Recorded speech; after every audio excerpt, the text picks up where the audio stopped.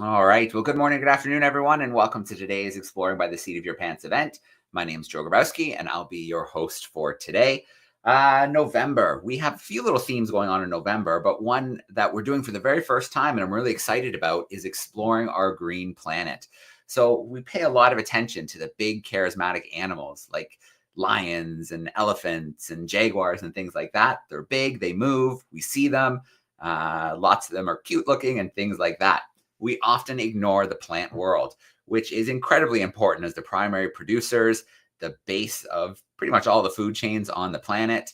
And even though plants move at a different time scale than we do, they do pretty wild and incredible things, from defending themselves to reproducing to relationships with other plants and animals.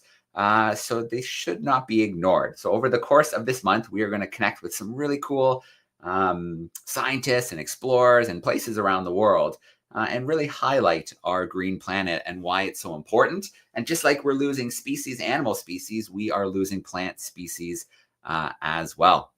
So I can't think of a better way to kick it off this month than to be connecting with the Eden Project in Cornwall in the United Kingdom.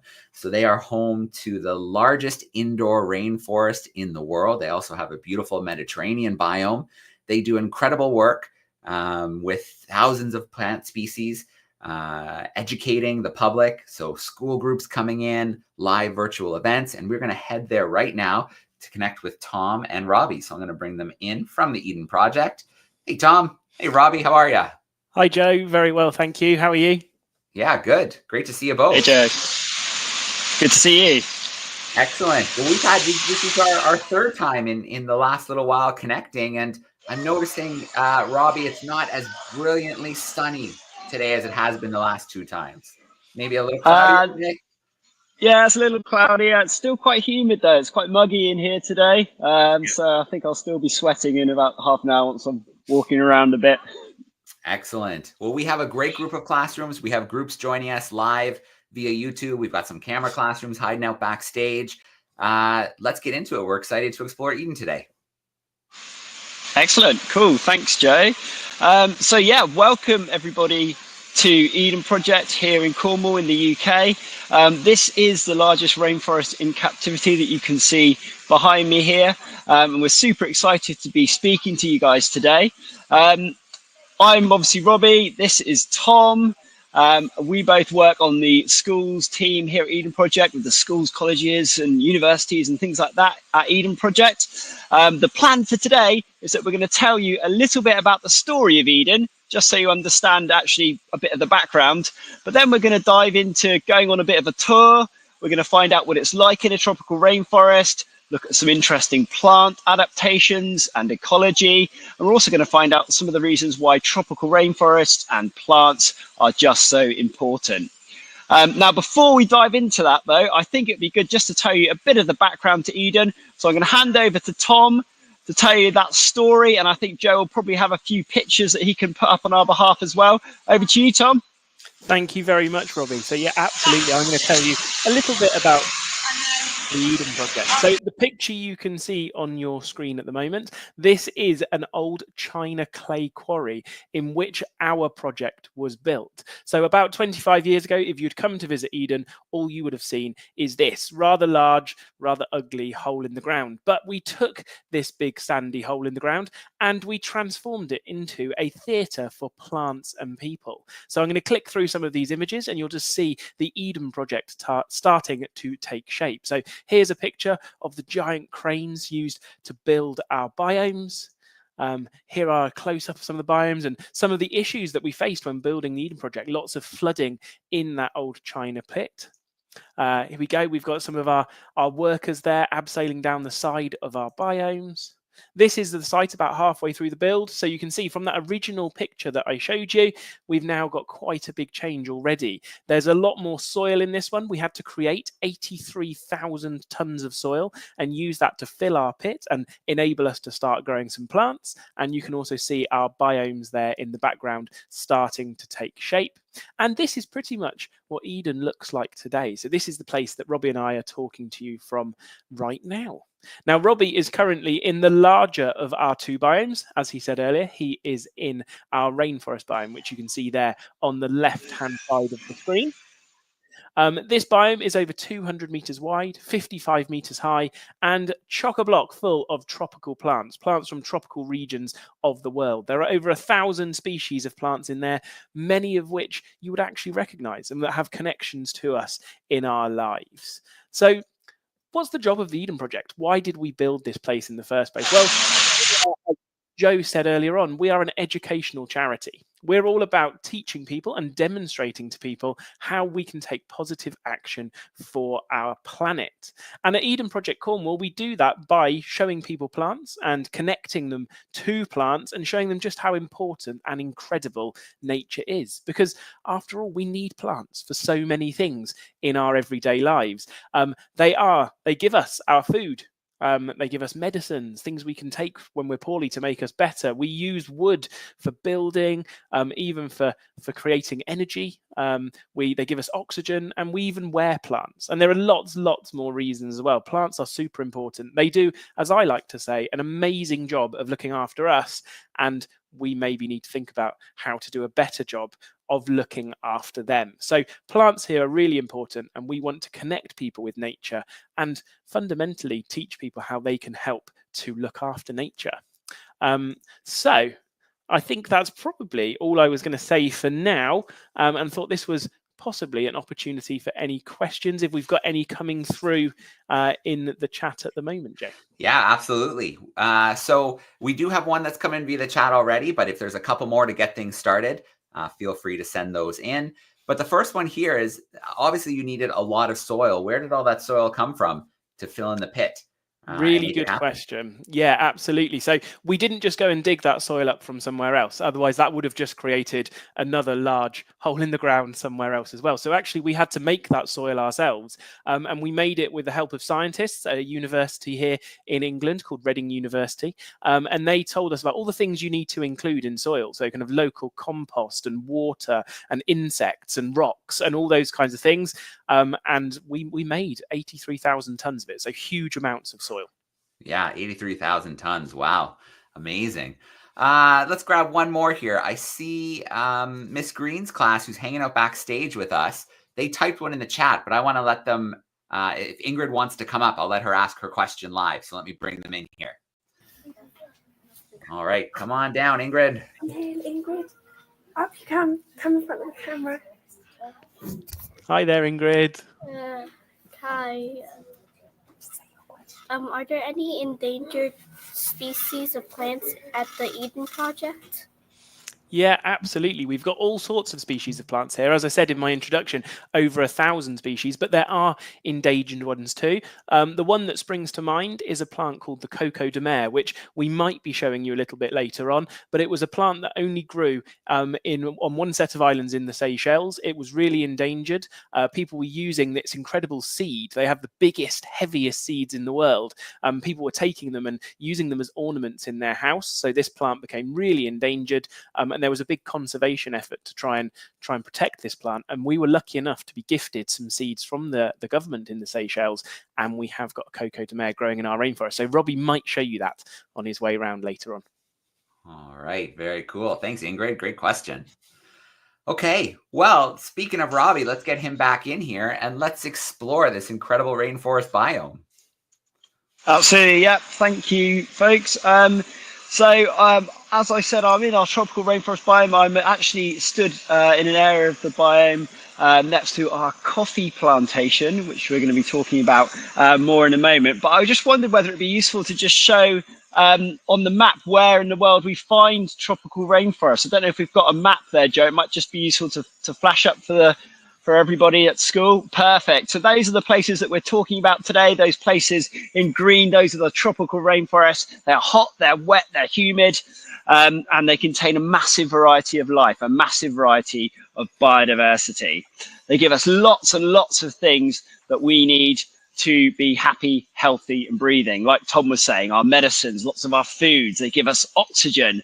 Tropical rainforests absorb carbon dioxide and help us fight climate change. But as I expect you're probably aware, we're actually losing quite a lot of the Earth's tropical rainforest. And as we walk around in this rainforest, hopefully you'll get a sense of how big it is. It's absolutely massive in here. It's the size of about 2 football pitches. And we lose an area of tropical rainforest the size of this biome every 11 seconds to deforestation. So that gives you an idea of how quickly we're losing rainforests. And although that's a bit of a scary thought, actually, there's so much that we can do to protect rainforests. So hopefully today, we're not only going to show you some cool plants and show you some great adaptations, but also we'll think a little bit at the end about what we can all do to help protect rainforests. Now, I reckon it'd be good to see if we can get one of these riddles working. So Tom, for our first plant, would you like to try and share one of our riddles, and we'll see if anyone can get answering perhaps in the chat, Joe, or whatever, and see if we can get some of those answers up. Absolutely. Thank you very much, Robbie. So we have got a few riddles for you like this throughout the session today, guys, and just type your answers into the chat and Joe can feed those back to us. So which plant do you think Robbie is heading to first? And this is the clue. Give these beans a shake when you wake to get you moving in the morning. Roast, grind and powder them to instantly cure your yawning. So hopefully a good clue there. And I can see actually from the chat, there are a couple of answers coming through already, but we'll give you guys a little bit longer to see if you know where Robbie is heading first. All right, very cool. We do have a guest that came in via the camera chat. I've got some guesses coming in via YouTube now. YouTube guesses. I'm getting coffee with big exclamation marks from Miss Green's class backstage. I'm getting coffee beans. Coffee. Yeah, I think the consensus is pretty strong in the coffee favor. Well done, guys. You are absolutely right. Yes, Robbie is currently standing in our coffee plantation. And there we go. We can see some beautiful coffee beans or coffee cherries, in fact, in front of Robbie there. The beans are inside the fruit, which we call a cherry. He's found one which is just starting to turn red. And that's how we know when they are ripening. And if Robbie's feeling strong, because I know those ones are still quite tough, he might be able to crack them open. And we can see that inside that cherry, there are just 2 little green slippery beans. Now these beans, when they are dried and roasted, are turned into coffee. Now coffee is one of the plants we often like to talk about here at Eden, just because it's one of the most valuable plants in the world. The coffee industry is worth hundreds of billions of dollars every year. So a really valuable plant, but also a plant that people can feel really connected to, because it's an important part of lots of people's life, having that cup of coffee in the morning. Now, the most coffee in the world is produced in Brazil. That's where most of it comes from, but it is grown in lots of tropical places.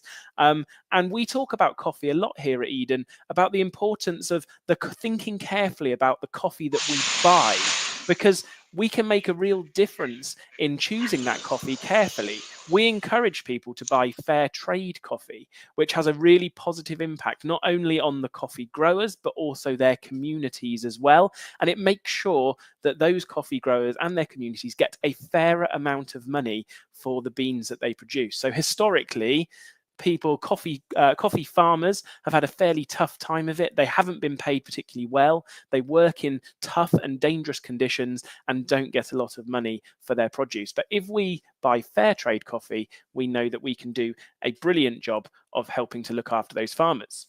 Now, we also wanted to talk to you about coffee because they have a really important adaptation as well. And so Robbie zooms in a little bit closer. We're going to look carefully at a coffee leaf there.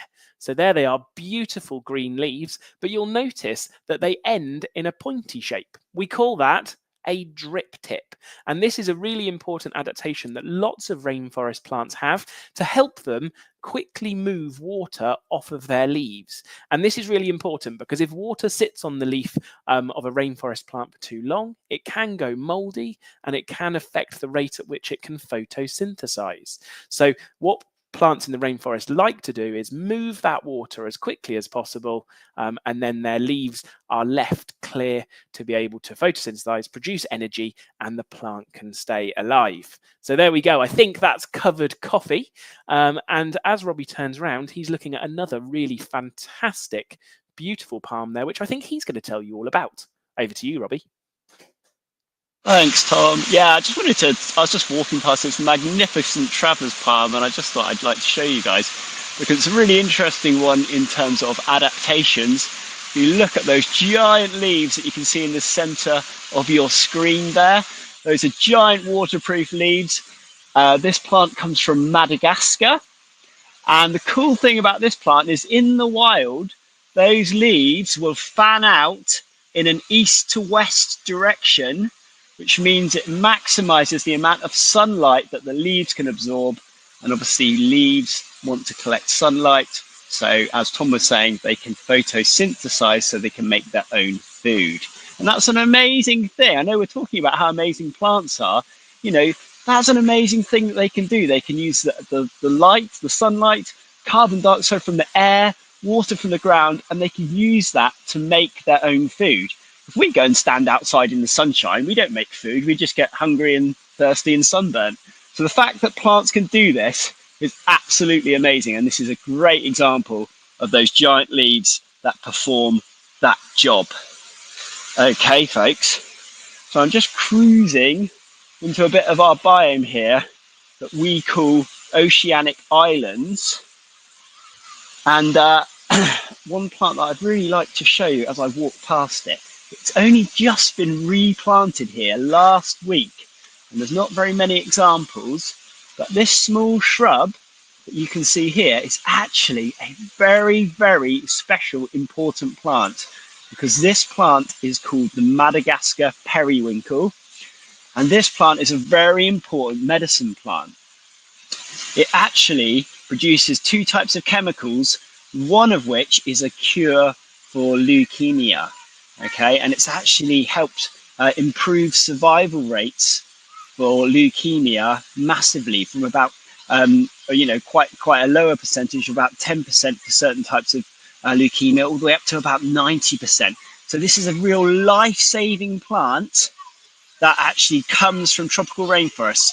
And what I think is it's just interesting because you would look at this plant and you wouldn't know that it contained this amazing medicine, but actually it does. So, how many other plants around me right now also contain amazing medicines that we just don't know about? And how many other plants, where we live, where you live, contain medicines that we just don't know about yet?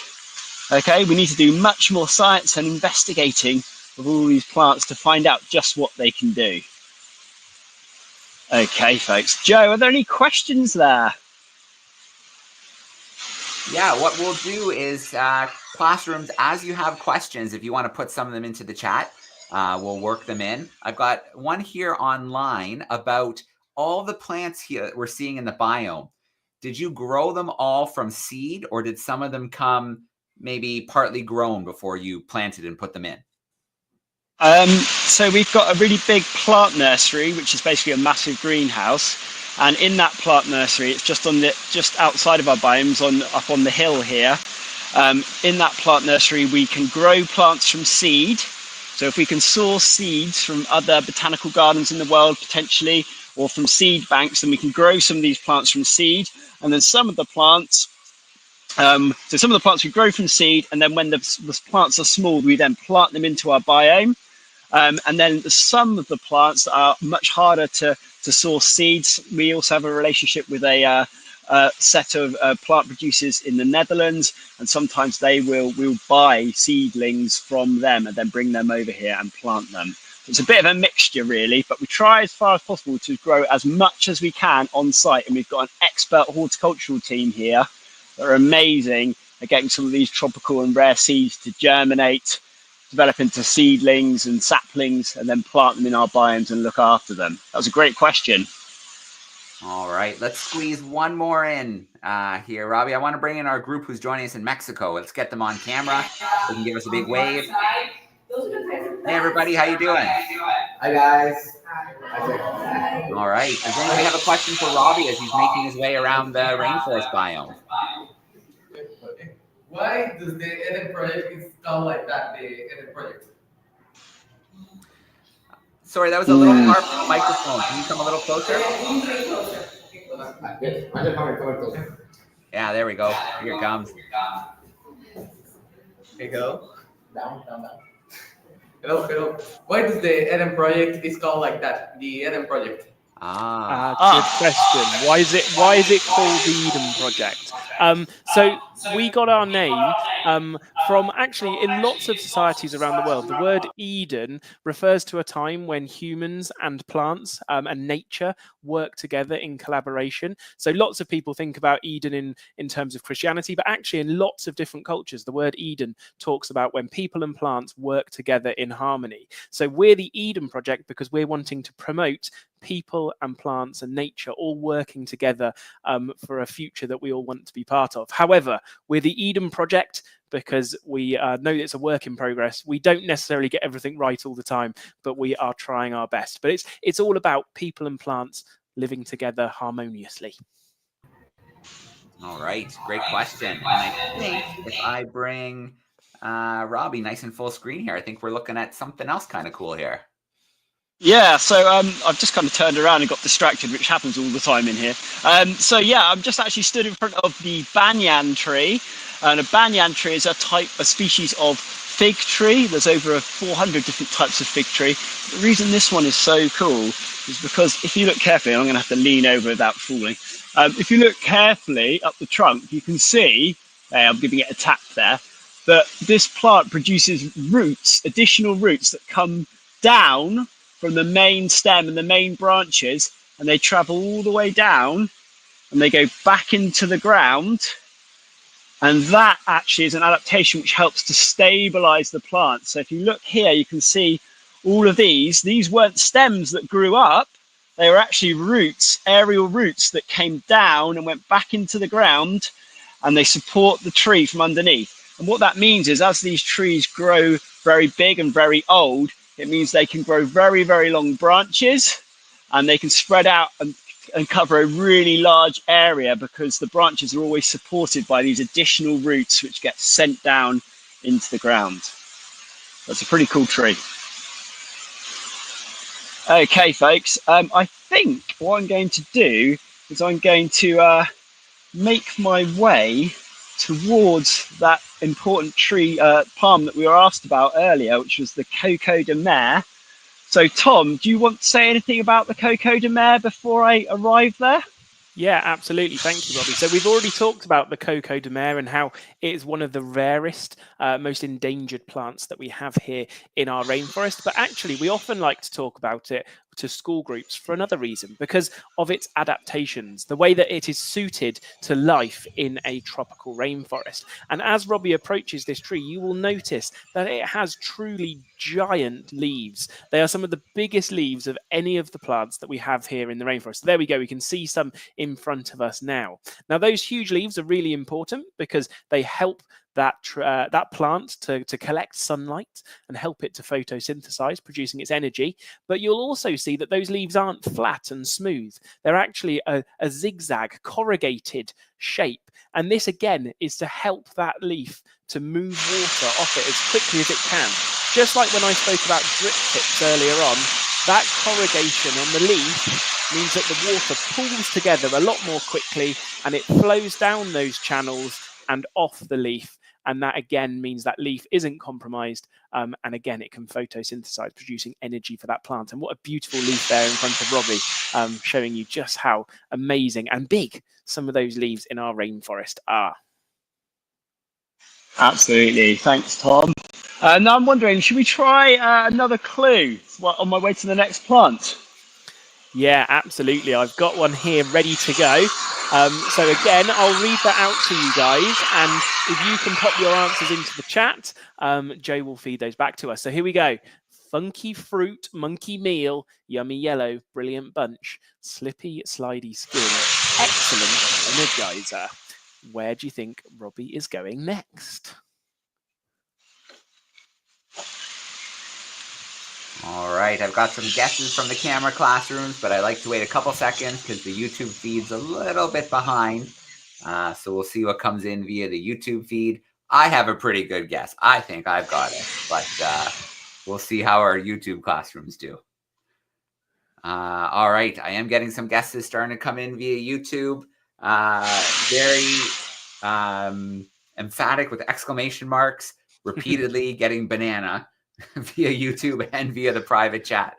So I think they think we're heading to see the banana tree. Fantastic. Yeah, you guys are really good at this. Maybe we need to make some of our clues a bit harder, but you're absolutely right. Robbie has found his way to banana, and I think he's going to tell you all about it now. He's there underneath some really beautiful, spectacular banana leaves. Over to you, Robbie. Excellent, thank you. Yep, so I'm in front of some banana plants here, and amongst lots of other types of plants as well. But one of the cool things that a lot of people don't know about banana, this is actually the world's largest herb. So what I mean by that is that the trunk of the tree, or the stem of the tree, isn't woody. It's not made of wood. If you look carefully, you'll see that the stem of the tree itself is actually just made of the leaves that are all rolled up. And as it grows, as the plant grows, the leaves unroll. So because it doesn't have a woody stem, it is actually not a tree, it is a herb, okay, the world's largest herb, the banana plant. So that's a good fact to tell people at home when you get home today. Now, the other things that are interesting about banana, well, there's just so many. They've got so many uses, banana. We obviously love eating them, but you can get lots of other materials from bananas as well. You can get fibers from bananas for making paper and things like that. You can see these giant leaves above me, perfectly adapted for photosynthesis.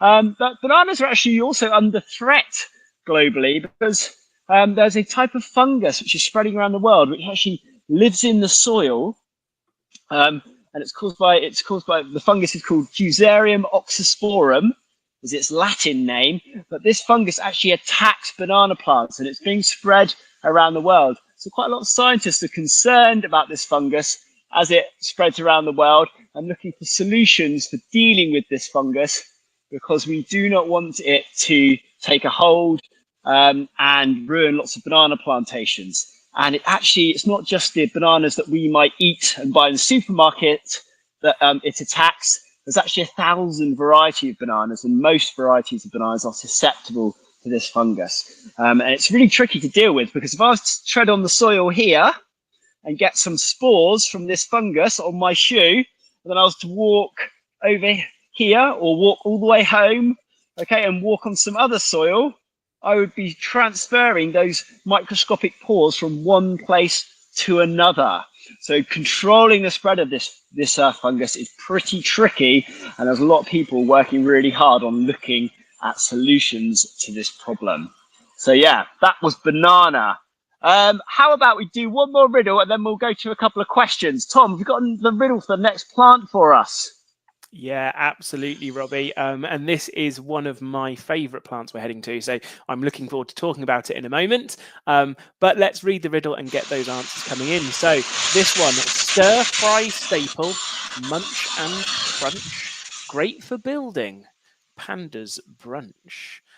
So yeah, lots of you will be guessing already where Robbie is heading next. I can see some answers coming through on the chat here, but I know it takes a bit longer on YouTube, so we'll give it a little bit longer for it to come through there. You may also get a rather good clue because Robbie is nearly at that plant now, so I'm sure, like you did with our last one, you'll solve these pretty quickly. Absolutely right. I am getting bamboo filling the YouTube chat. We've got it in the private chat, and let's bring it up on the screen. Fantastic. Thank you, Joe. So yeah, absolutely, bamboo.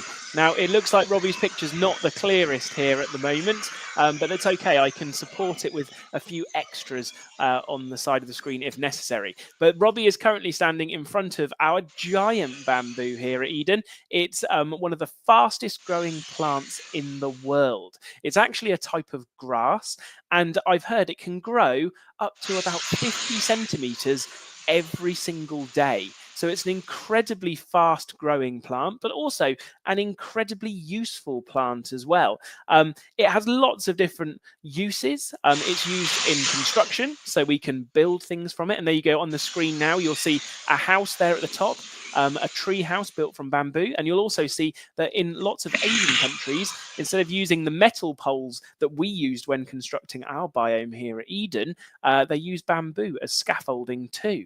But bamboo can also be turned into fabric and made into clothes. It can be used for making paper. It can be used for making all kinds of utensils and furniture. And we can even eat it as well, which is incredible. So a really amazing and incredibly versatile plant. But the fact that always amazes me is actually pound for pound, bamboo is stronger than steel as well. So a really incredible and very useful plant there. So fantastic. Right. Oh, I think Robbie may have found one of my other favourite plants here at Eden, and he's going to show you something pretty cool. Over to you, Robbie. Okay, folks. So I'm actually stood in front of a plant here. I'm going to zoom in on here, called the taro plant. And this is one of its, this is actually edible, this plant. You can cook up the roots and eat them. You've got to cook them first, though, otherwise they would cause you quite a lot of problems, because there's a chemical in the roots, which is a real irritant. But the reason I wanted to show you this plant is because of its leaves. Watch what happens when I pour some water from this bottle onto the leaves.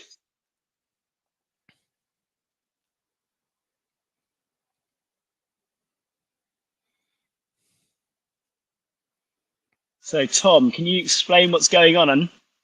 Yeah, absolutely. So this is another incredible rainforest adaptation. So many times already today, I've talked about how rainforest plants want to shed water from their leaves as quickly as possible. And rather than this leaf being corrugated, like the cocoa de mer, or having a drip tip like the coffee plant, which I showed you earlier on, this leaf is actually different. We call this leaf hydrophobic. So it's almost like it's scared of water.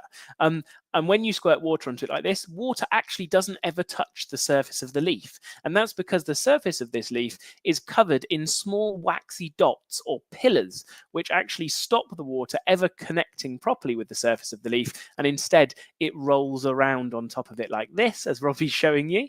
And as soon as it tips off... Too much fun. It's too much fun. Sorry. Too much fun. The leaf is left completely dry, and again, able to photosynthesize and help that plant to produce energy and to stay alive. So really cool. Lots of young people that we walk around the rainforest with like squirting water on those leaves and seeing it fly off, just as Robbie did then.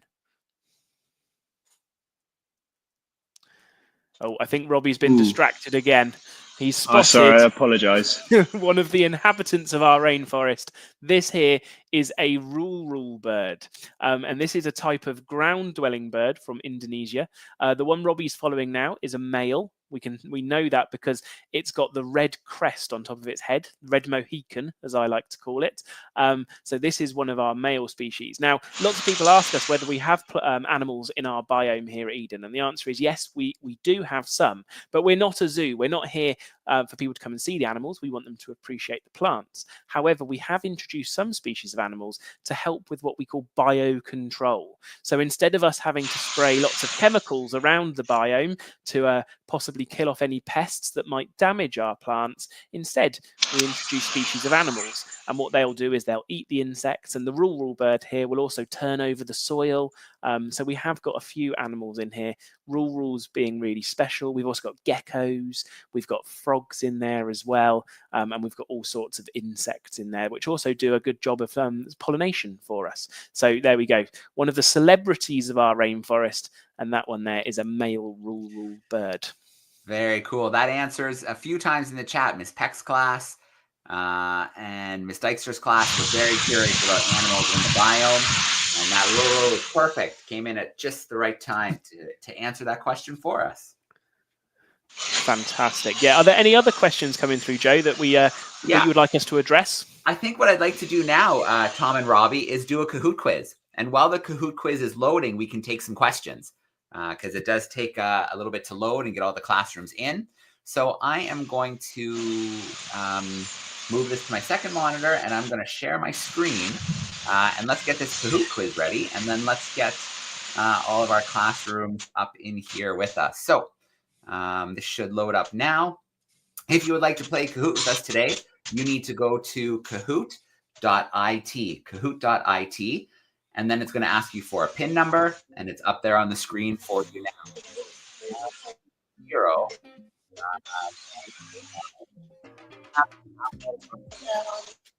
That way. If not, your teacher could pop this up at the front of the room. You could shout out your answers to him or her. If you're joining from home today, scan the QR code with your phone or tablet, and it'll bring you right in. And if you just can't get in on technology, you can still play along and see how you do at the end. So Kahoot.it, game pin number 980965.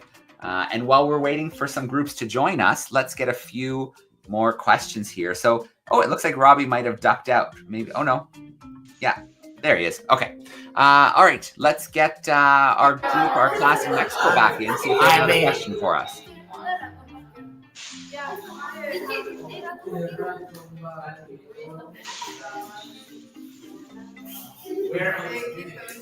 Where's the cow? Sorry, was there a question? I didn't hear it. Why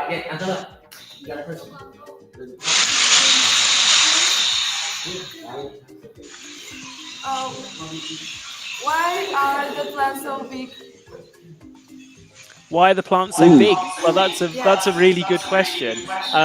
And actually, it's all to do with those biomes, those covers that you can see. In fact, you can even see them on the wall behind me here. We have created the perfect conditions for growing plants, which don't normally belong here in the United Kingdom, but we can grow them here because of these biomes. We can control the temperature. We can change that if we need to. We can also look after them really well. So basically, they've managed to grow so effectively because we have created these biomes. All right, Miss Green's crew, you've got lots of questions in the chat, but let's give you a chance to ask one or two with the camera on. Mohammed. Hi. Hi. My question was, do you keep the same temperature in every biome? Really good question. The answer is no. The temperature varies in all of our biomes. In the rainforest, in the summer here in the UK, it can be really hot in there. It can be somewhere up to 40 degrees for us, which is really warm. But actually, though, the temperature in our other biomes is slightly different. So the Mediterranean biome that we have, the one directly behind my head, that's often a lot cooler than the rainforest. And it's also a lot drier as well. The rainforest where Robbie currently is really hot and humid. So there's lots of moisture and water in the air around him. Whereas the Mediterranean biome, often cooler, often drier. And that allows us to grow different types of plants. Plants that you'd find in places like Greece and Italy and maybe even Australia and those kind of more Mediterranean climates. So no, the temperature varies, not only depending on the weather here, but also in the biomes, depending on which plants we want to grow. Okay, let's grab one more there. Is that someone up there ready to go? Hello. Hi. Hi. Hello. So I had a question. You guys said that you guys made your own soil. How long in total did it take you guys to make all of those tons of soil? Really good question. I don't know exactly the answer on how long it took to make the soil, but I know the Eden project, the whole thing, from that pit that I showed you at the very beginning to completion, took about 2.5, 3 years. So I imagine some of that was probably spent kind of making soil, but actually we managed to make this whole place in what I think is a miraculously short amount of time. It doesn't seem like long enough to change that big hole in the ground into what you can see today, but it took up to about 3 years. All right, here we go. Let's play some Kahoot now, and then we'll wrap up with a few more questions. So we've got true and false, multiple choice. The quicker you get the right answer in, the more points you're going to get. If you put the wrong answer in super fast, nothing. We got nothing for you. So let's read the questions. Let's see how we do. So Eden Project is the largest indoor rainforest. Is that true or is that false? Eden Project, the world's largest indoor rainforest. We've got a few more seconds to lock your answer in. And then, there we go. You guys are nice and fast. Nobody fooled on that one. That's absolutely true. So the Groovy Lobster is in first place. Let's go to our next question. So about how many species of plants are in the biome? Is it 50, 500, 1,000, or 2,000? So we know there are a lot of plants in this beautiful biome. Is it around 50 species, 500, 1,000, or 2,000 species? You have 10 more seconds to lock your answer in, and then we will see how we did. There we go. Oh, a little bit of a mix between 1,000 to 2,000, but 1,000, I think, is the most accurate answer. So that is pretty wild. 1,000 species of plants. So, Tom, this might put you on the spot, but we have a question in the chat. They're wondering about how many different flowering plants are there? Oh, that is a fantastic question. Yeah. It does put me on the spot, and actually, it's one that I don't have an answer to myself. I don't know if Robbie does. I'm guessing he'd probably feel similar to me on this one. Robbie, any guesses? How many different flowering plants? It's a great question, and I'm going to have to do some research on that because I do not know the answer to that one. Sorry about that.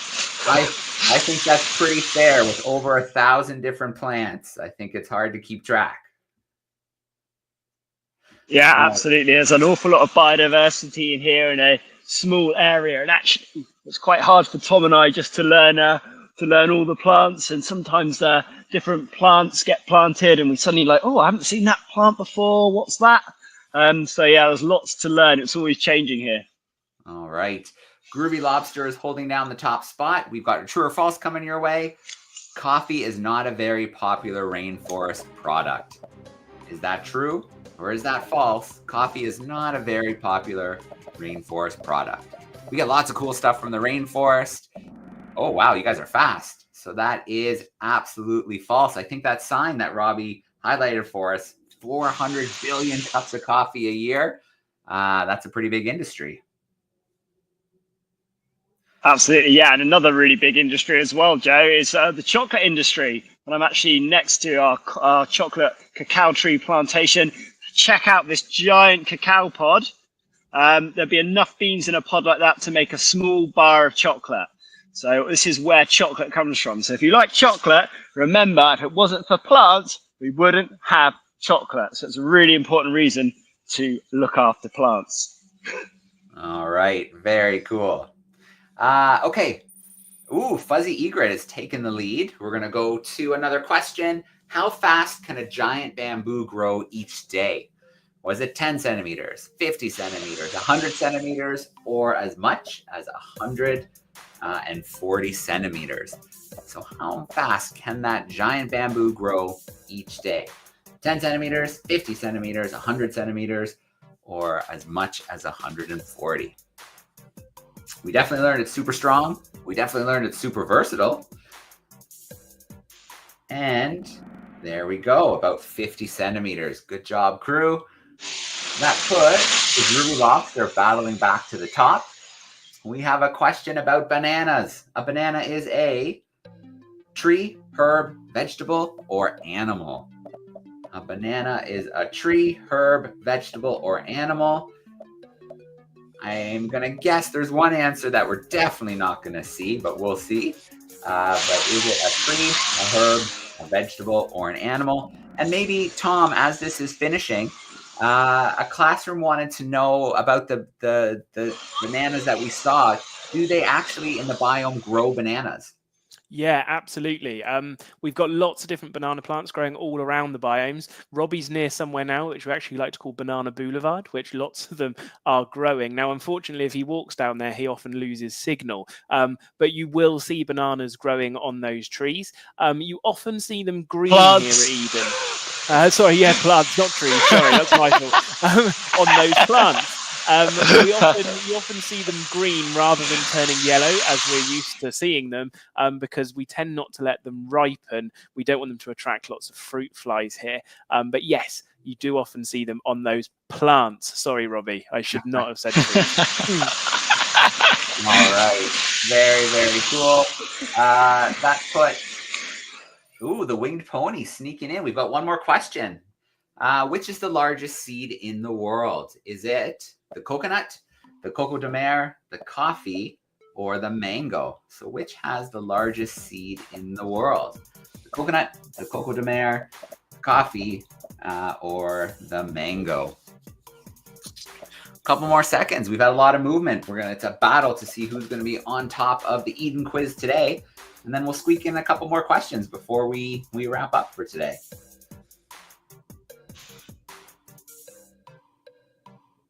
All right, there we go. So Coco de Mer comes out on top from the Seychelles.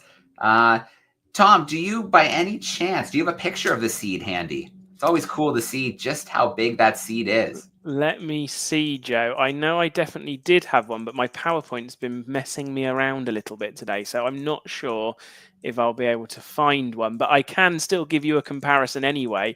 Yeah, sure. No, annoyingly, my PowerPoint doesn't seem to be doing what I want it to do, but a Coco de Mer seed is usually larger than my head, so it's about this big. It can weigh about 20 kilograms as well, so 20 super kilograms. heavy. Yeah. But yeah, definitely bigger than the size of my head, if that gives you some kind of idea on how big it is. All right, a little homework for our classrooms as well is look up the Coco de Mer seed. It's a cool looking seed, and it is big. Very cool. Okay, here we go. Our podium. Third place, we've got the Smiling Panther. In second place, we've got the Groovy Lobster. And holding down that top spot, the Winged Pony, holding on for the last two questions. All right. Awesome. Thanks for playing along with us. I am going to turn off that music, and we're going to take a few more questions before we say goodbye. So let's go back to Miss Green's class, see if they have one more question for us in their classroom. I think they're still there. Their camera's dark, but I see them backstage. It's kind of funny. Let me try and bring it back in. No, maybe it's frozen on their end. But they did leave us lots of questions in the chat, so let me pick one of theirs. What's the rarest plant in your forest? What's the main plant in the biome? Yeah. Okay. That's a really good question. I don't know what the main plant is, because we've got rainforest plants that you typically find in rainforests from across the world. So we don't have loads of any one type. An interesting one is probably the papaya, just because the papaya pops up in lots of places where we weren't expecting it. And that is because the birds that are in here eat the papaya fruit. And when they do that, they also eat the seeds, but they can't digest the seeds. So they poop out the seeds, and wherever those seeds land in our biome, those papaya plants will start to grow. So it's probably not that's probably the plant which occurs in the most unexpected locations, because these papaya plants just keep popping up everywhere. All right.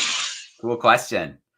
Okay, let's check in with our class, our grade 8s. We still have our 8th graders hanging out with us. There they are. Let's see if they have one more question for us. They're asking if there are any plans on expanding the Eden project on different countries. Yeah, absolutely.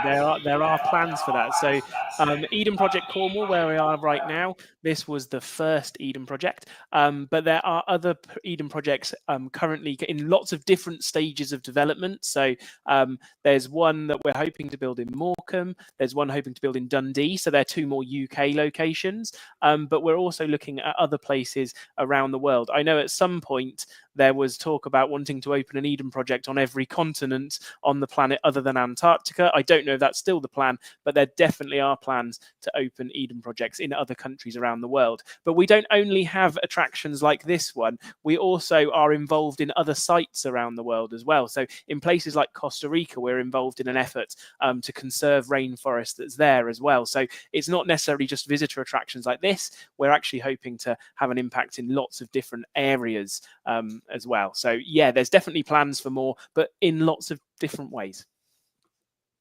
All right, I'm going to grab one more question from YouTube.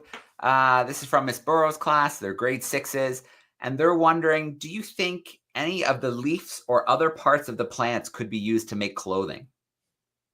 That's a good question. Well, you're absolutely right that they can be. So I'm actually stood by cotton right now, funnily enough, and I guarantee that most of what we're all wearing right now will be made from the seeds from this plant here. This is the cotton plant. Okay, now at the moment it doesn't have seeds at the moment, but it will be flowering soon, and when it does, eventually it will produce those seeds, and surrounding every seed there'll be a small kind of fluffy ball of cotton, and that is then taken and spun into threads to make clothing. I'm also stood opposite a plant here, which looks a bit like a banana plant. Okay, so this plant here underneath is called Manila hemp. And that one, the fibers from this one are really strong and they're resistant to water. So they're useful for a range of products, from making envelopes to clothing and all sorts of things. So yeah, lots of plants can be used to not just for food, but for materials and making things. So we're completely dependent on plants for our survival. Good question. All right. And I guess in a pinch, if you're in a real rough situation, those leaves of the coco de mer are pretty big. You could probably wrap yourself up in some of those leaves if you really had to. Very cool. Absolutely, yeah. Perfect for shelter. Cool. Well, I want to start off with a huge shout out to all of our classrooms today. Thank you for playing Kahoot with us. Thank you for all the amazing questions. It is so good to see you on camera, see you in the YouTube live stream. And then, of course, I know there'll be more tuning in later today. Tom and Robbie, it's a treat. It's a pleasure to be able to come and visit Eden once in a while, especially here in Canada where it's getting colder by the day. So it's really nice to take a little tropical virtual field trip to Eden Project. You guys are always so knowledgeable and the biome so beautiful. Yeah, absolutely. Thanks, Joe. And I guess the other thing that's really important to mention is just that we've talked about how amazing all these plants are and also how rainforests are at risk. And it's important that we all know that there's loads of things we can do in our everyday lives that help rainforests. For example, just by thinking about what we do and don't buy and where all our stuff comes from makes a massive difference to the environment around us and ecosystems like rainforests. Absolutely. Some great advice to sign off on. And we still have a couple classrooms backstage, so I'll take a minute if they want to give a big wave, a good big goodbye and thank you. Thank you to our YouTube crew. It was great to see your faces today, but we are going to sign off for now. Thanks so much, everyone.